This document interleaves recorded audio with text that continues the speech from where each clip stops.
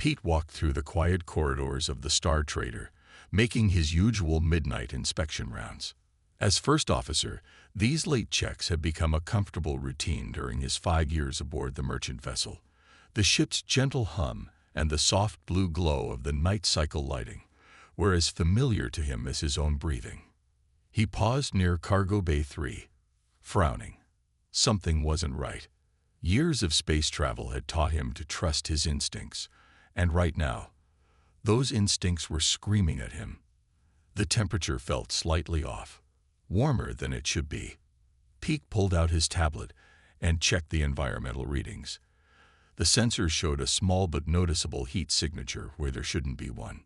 "Computer, run a life sign scan of Cargo Bay 3, Pete commanded, keeping his voice low. The computer chirped softly. "Scanning. Alert. Unauthorized life form detected. Species unknown." Pete's hand moved to the comm unit on his belt, but he stopped short of calling security. If there was an intruder, he didn't want to spook them. He had handled stowaways before, usually desperate folks looking for a fresh start on a new world. Best to assess the situation first. He entered the cargo bay quietly, his footsteps masked by the sound of the ship's engines. The space was filled with tall stacks of sealed containers, creating narrow corridors between them. The heat signature was stronger now, coming from behind a stack of medical supplies bound for the outer colonies. As Pete rounded the corner, he came face to face with something that definitely wasn't human. The creature was tall and thin, with smooth blue-tinted skin that seemed to shimmer in the dim light. Its large, dark eyes widened in surprise, and Pete noticed the way its chest heaved rapidly. It was afraid. "Easy there," Pete said softly, raising his empty hands. "I'm not going to hurt you. I'm First Officer Pete of the Star Trader. Can you understand me?" The creature's head bobbed in what appeared to be a nod. "I understand," it said in surprisingly clear English, though the voice had an odd echoing quality. "I am. You would say blue in your language. Okay, Blue. Want to tell me what you're doing in my cargo bay?" Blue's fingers, long and delicate with an extra joint, twisted together nervously. I needed transport. Will pay. Have credits." Pete noticed something odd about the wall behind Blue, a faint discoloration that hadn't been there during yesterday's inventory. He took a step closer to inspect it, and that's when everything went wrong. Blue's body tensed, and without warning, it sprinted past Pete with shocking speed, leaving behind a strange, acrid smell. Pete's reaction was instant and instinctive. The moment Blue started running, something ancient stirred in his DNA, the ghost of countless ancestors who had chased prey across prehistoric savannas until it dropped from exhaustion. "Security, this is First Officer Pete," he said into his comm as he began to run. "We have an unauthorized passenger heading into the maintenance tunnels. Humanoid blue-tinted skin, approximately 2 meters tall. Do not engage directly, just track and contain." The chase was on, and as Pete settled into a steady pace, following the sound of Blue's frantic movements through the ship's corridors, he felt an odd sense of certainty. His quarry was faster, yes, but Pete knew something that Blue probably didn't. Humans were evolution's greatest endurance runners. They didn't need to be the fastest. They just needed to be relentless. "Dr. Maria, are you monitoring this?" Pete asked through his comm as he maintained his pursuit. "Affirmative," came the reply. "Fascinating. The stowaway appears to be from the drift species. They're known for burst speed but poor stamina. This should be educational for our guest." Pete allowed himself a small smile as he heard Blue's increasingly labored breathing ahead. The night had just gotten a lot more interesting, and he had a feeling their stowaway was about to learn an important lesson about human capabilities. Blue's heart pounded as he raced through the narrow maintenance tunnels of the Star Trader. His people were known for their speed, and he had always been proud of that fact. But now, 20 minutes into the chase, that pride was turning into fear. The human shouldn't have been able to keep up. Blue had run as fast as he could, taking sharp turns and choosing the most difficult paths through the ship's maze-like structure. Yet he could still hear the steady footsteps behind him, never getting closer but never falling far behind either. Interesting development. Dr. Maria's voice echoed through the ship's communication system. She was broadcasting to the whole crew now, many of whom were watching the chase through security cameras. Our guest is displaying typical drift species characteristics. Excellent burst speed but poor endurance. Humans, on the other way, evolved as persistence hunters. Blue didn't understand what persistence hunters meant, but he was beginning to learn. His legs burned with exhaustion, and his lungs couldn't seem to get enough air. He had never run this long before.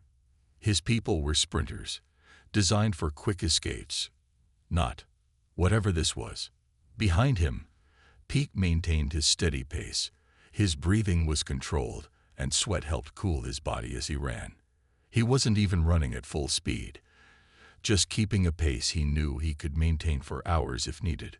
The average human, Maria continued her commentary, can outrun nearly any species in the galaxy over long distances, while others are faster in short bursts. Humans have several unique adaptations that make them exceptional endurance runners.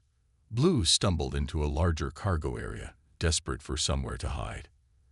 His legs shook with fatigue, and his skin had turned a pale, sickly shade of its usual blue.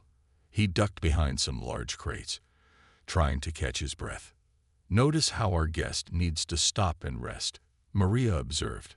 Meanwhile, First Officer Pete's body is efficiently regulating its temperature through sweating. His leg muscles are designed for endurance, and his breathing remains steady. These are traits that humans evolved over millions of years. Pete's voice came through the comm system, barely winded. "Tom, seal off access to levels 3 through 5. Let's keep our friend in this section." "Already done," Tom replied from engineering. "Got the security feeds up too. Your stowaway is about 30 meters ahead, behind the supply crates." Blue's heart sank as he heard this. He forced his trembling legs to move again, but he could barely manage half the speed he'd started with. The human would catch him soon if he didn't think of something. "You know," Pete called out, his voice echoing through the cargo bay, "you're only making this harder on yourself. We can talk about this like reasonable beings." But Blue couldn't stop. His instincts screamed at him to keep running, even as his body begged him to rest. He hadn't expected this when he snuck aboard. His people had always assumed their superior speed made them impossible to catch. No one had ever mentioned that humans could just keep going. The human respiratory system, Maria continued her impromptu lecture, allows for efficient oxygen intake even while running. They can even talk while maintaining pursuit, something many species find impossible during intense physical activity. As if to prove her point, Pete's steady voice called out again, "Your running form is getting sloppy. You're favoring your left leg now. That's going to cost you energy you can't afford to waste." Blue felt a chill run down his spine. The human was right. He was limping slightly, his exhausted muscles refusing to work properly. And still, those footsteps followed, steady and unstoppable as the march of time itself. "Perhaps," Maria added with a touch of amusement in her voice, "our guest is beginning to understand why the old saying exists. You should never run from a human. They are quite literally built to run you down." Pete slowed his pace slightly as he passed through another corridor. Something caught his eye. A strange greenish mark on the wall where Blue had brushed against it. He'd seen similar marks earlier but had been too focused on the chase to think about them. Now, after 40 minutes of pursuit, he was noticing a pattern. "Dr. Maria," he said into his comm unit, barely out of breath, "I'm seeing some odd marks on the walls. Can you analyze them through the security feed?" The doctor's response came quickly. "Yes, I see them. The ship's sensors are picking up traces of..." "Wait, this isn't good. It's showing signs of biological compounds, potentially harmful ones." Pete's eyes narrowed as he maintained his steady pursuit. The chase had just become more than a simple case of catching a stowaway. "Tom, are you getting this? Already scanning, the engineer replied. These readings match known pirate bioweapons. Our friend isn't just running. He's leaving behind something nasty. Blue could hear their conversation through the ship's speakers. His secret was out. He hadn't wanted to use the biological agent. It was only supposed to be a last resort. But the human just wouldn't stop chasing him. Crew, this is First Officer Pete. His voice rang through the ship, still steady despite running for nearly an hour. Seal your quarters and activate air filters. We have a biological threat on board. Blue pulled a small device from his pocket as he ran. His legs felt like they were made of lead, and his lungs burned with each breath. The human was still behind him, following with that same terrible steadiness. Blue had never met a creature that could run this long. The substance appears to be designed to incapacitate most known species, Maria reported, her voice tense. It targets the respiratory system, but these readings are interesting. Human biology might be more resistant to it. Pete watched as Blue activated the device, releasing a fine mist into the air. The ship's emergency lights began flashing red as the environmental systems detected the threat. But Pete didn't feel any different as he ran through the contaminated air. Status report. He called out to the crew. Some of the alien crew members are showing mild symptoms, Maria answered. But all humans on board appear unaffected. Our immune systems seem to be naturally resistant. Fascinating. The pirates clearly didn't account for human biological defenses. Blue couldn't believe what he was hearing. The bioweapon was his last hope, and it wasn't working. Not on the humans, anyway. He had failed his mission completely. You should know, Pete called out to Blue, his voice echoing through the corridors. Human bodies are really good at fighting off foreign threats. We evolved on a planet with countless diseases. Our immune systems had to get tough. Tom's voice crackled over the comm. Environmental systems are working to clean the air, but it'll take time. Pete, you need to catch him before he releases more of that stuff. I know what you're thinking, Pete continued, speaking to Blue. You're wondering why I'm not affected, why I'm not even slowing down. Truth is, humans are pretty hard to take down. We're not the strongest or the fastest, but we're really, really hard to stop. Blue felt terror creeping in. The pirates had warned him about humans, but he hadn't believed them. They had said humans were different, that they could endure things that would stop other species. He thought they were exaggerating. Want to know something interesting? Pete said, his footsteps getting closer as Blue's pace continued to slow. Humans don't just have good immune systems. We also heal faster than most species. We evolved to take damage and keep going. So whatever you're planning next, you might want to reconsider. The Star Trader's emergency systems kicked into high gear, trying to fight the biological threat. Hot air blasted through the ventilation systems as the ship attempted to kill the bacterial agent with heat. The corridors grew warmer with each passing minute. Temperature now at 35 degrees Celsius, Tom reported from engineering. And climbing. Most of the crew had sealed themselves in their quarters, but the ship's few non-human members were starting to feel sick. In the medical bay, Dr. Maria worked quickly to treat them while monitoring the situation through the ship's cameras. Interesting adaptation, she commented, watching Pete continue his pursuit. The human body's ability to regulate temperature through sweating is proving quite useful right now. Blue was struggling badly now. Not only was he exhausted from running for over an hour, but his species didn't handle heat well. His skin had turned an even paler shade of blue, and his movements were becoming clumsy. You're probably feeling the heat pretty badly, Pete called out, his voice still steady despite being covered in sweat. Humans evolved in hot climates. We can keep going long after most species would have overheated. The ship's temperature continued to rise as Blue stumbled through the engineering section. The bacterial agent he had released was starting to die off in the heat, but the damage was done. Through the ship's speakers, he could hear reports of sick crew members. The good news, Maria announced, is that the heat is killing the bacterial agent. The bad news is that our non-human crew members are having a rough time. though remarkably their symptoms are quite mild compared to what this agent was designed to do. Pete wiped sweat from his forehead as he ran. The heat was uncomfortable, but it wasn't slowing him down much. His body was doing what human bodies had done for millions of years, sweating to stay cool, allowing him to keep moving when others would have to stop. Temperature at 40 degrees Celsius, Tom updated. The bacterial agent is dying off. But we've got equipment starting to overheat. We need to end this soon. Blue tried to think through his options, but the heat was making it hard to focus. He had never expected this.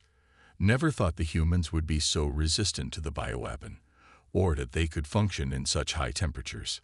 You know what's really amazing about humans? Pete said, his voice carrying through the hot air. We don't just endure, we adapt. Right now, my body is cooling itself, fighting off your bacteria, and keeping me going all at once. And I'm still not running at full speed. The words sent a chill down Blue's spine despite the heat. The human wasn't even at full speed. How was that possible? They'd been running for over an hour. Medical update, Maria called out. All affected crew members are stable. Their symptoms are mild. Headache, slight fever. The human immune system seems to be rubbing off on them. Living in close quarters with humans appears to have strengthened their immune responses. Blue felt his legs trembling as he rounded another corner. The heat was becoming unbearable, and his vision was starting to blur. Behind him, he could still hear those steady footsteps, that terrible constant rhythm that hadn't changed since the chase began. You have two choices, Pete called out, his voice somehow still calm and controlled. You can keep running until you collapse from heat and exhaustion, or you can stop now and talk. Either way, this ends soon. Humans don't quit, and I've got plenty more miles in me. After nearly 2 hours of running, Blue's mind started playing tricks on him. The hot, humid air made everything seem hazy. He had never run this long in his life, had never imagined it was even possible to run this long. Yet the human behind him kept coming, like a machine that never tired. His vital signs are reaching dangerous levels, Dr. Maria reported, monitoring through the ship's sensors. The combination of extreme exhaustion and heat is taking its toll. Blue's vision blurred as he ran past another junction. In his confused state, he made a crucial mistake. Instead of turning left toward the escape pods as he planned, he turned right.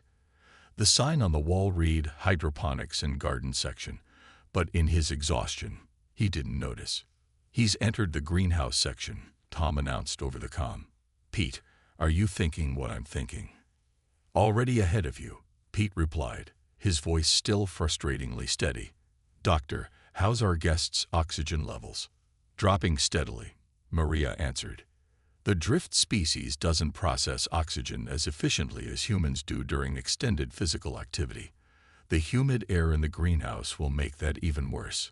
Blue stumbled into the large greenhouse chamber.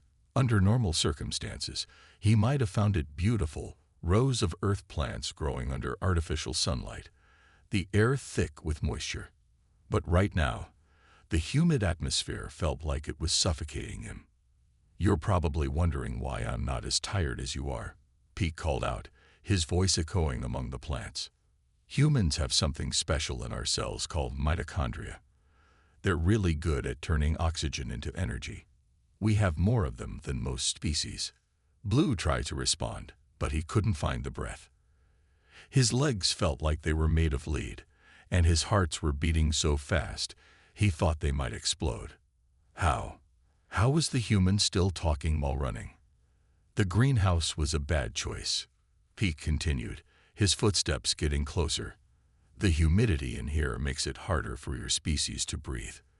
But humans, we evolved running in all kinds of weather. Rain, heat, humidity. We adapted to it all. Through his blurry vision, Blue saw something ahead that made his heart skip a beat. A door marked Exit. If he could just reach it, maybe he could still escape. He gathered his remaining strength and pushed forward. Watch this, Pete said into his comm. He's about to learn another human trait. We're really good at predicting what tired prey will do. Blue's legs finally gave out just meters from the door. He fell to his knees, his body simply refusing to go any further. The sound of steady footsteps approached from behind, but he couldn't even turn his head to look. "You know what the really interesting thing is," Pete said, walking around to face Blue. He was covered in sweat, but otherwise looked remarkably fine. "I could have caught you an hour ago if I'd sprinted. But that's not how humans hunt. We pace ourselves. We think ahead. We wait for exhaustion to do the work for us."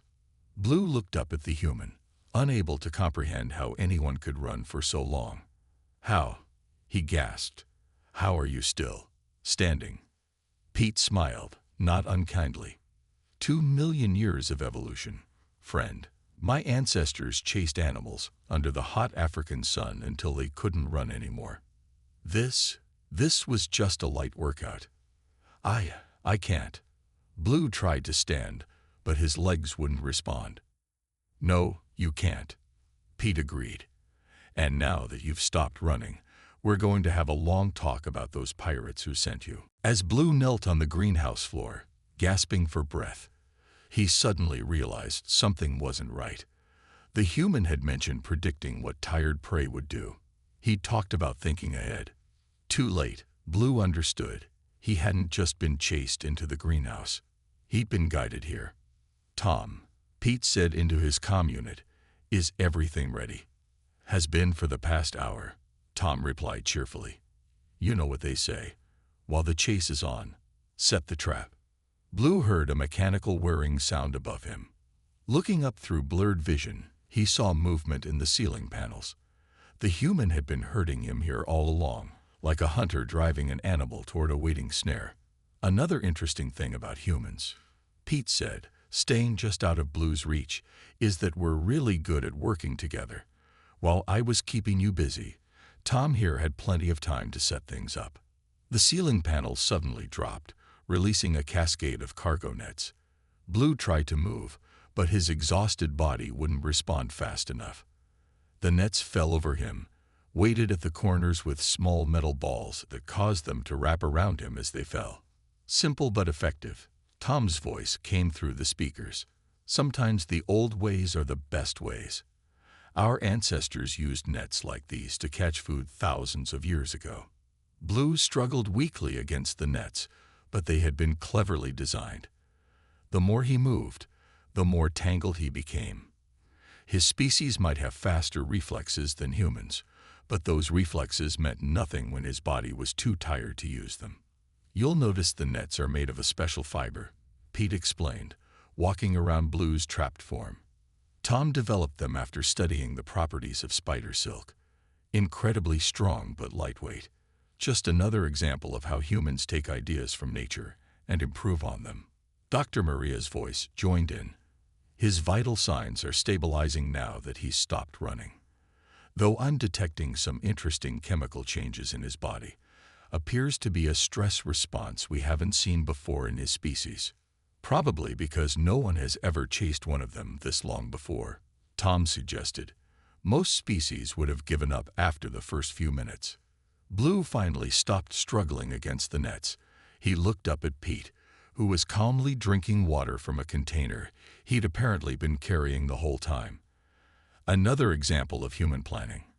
Pete had prepared for a long chase before it even began. "The thing about humans," Pete said, offering a water container to Blue through a gap in the nets, "is that we're not just persistent hunters. We're tool makers, problem solvers. We don't just chase. We think about how to make the chase easier next time." Blue accepted the water, too thirsty to refuse. "Your species," he gasped between sips, "is terrifying."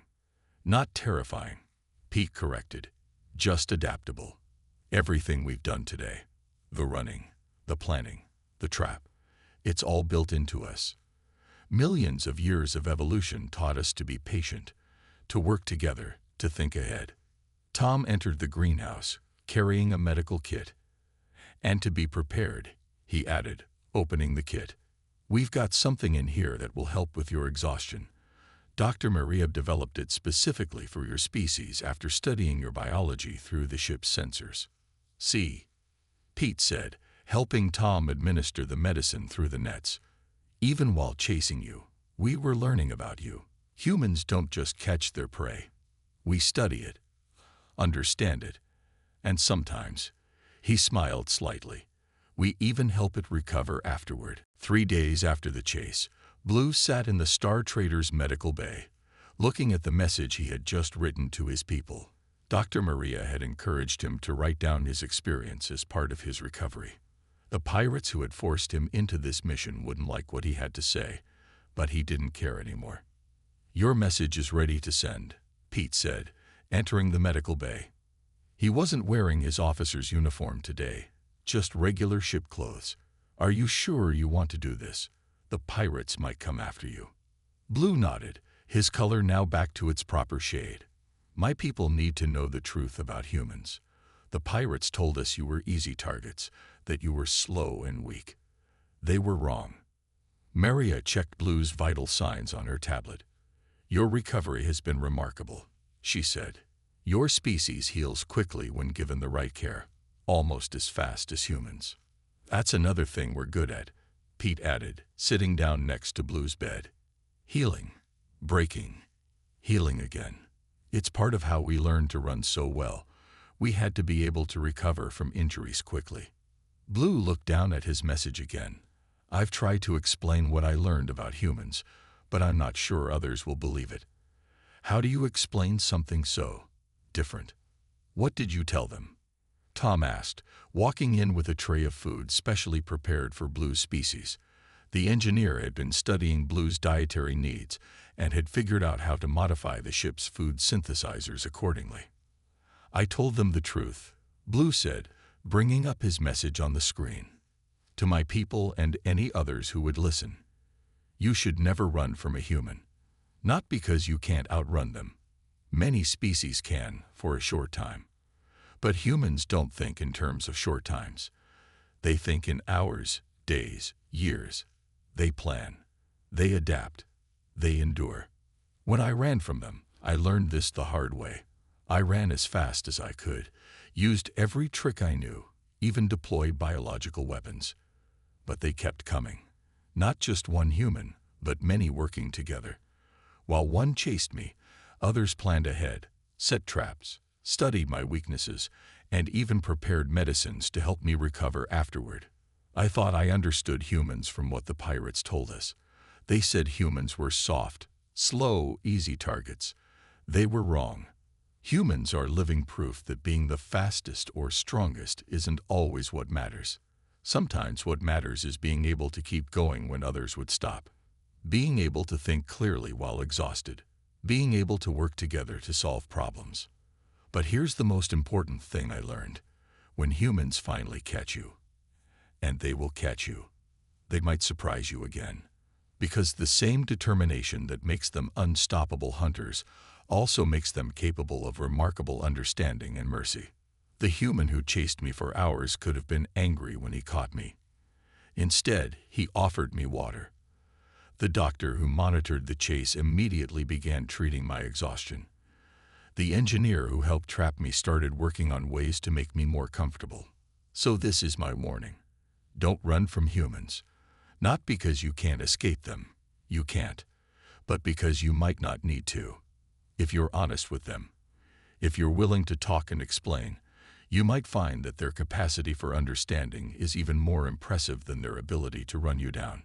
I know the pirates won't like me sharing this message, but the humans have offered me protection. And after seeing what they're capable of, I believe them when they say they can keep me safe. Remember, a human's greatest strength isn't that they won't stop chasing you.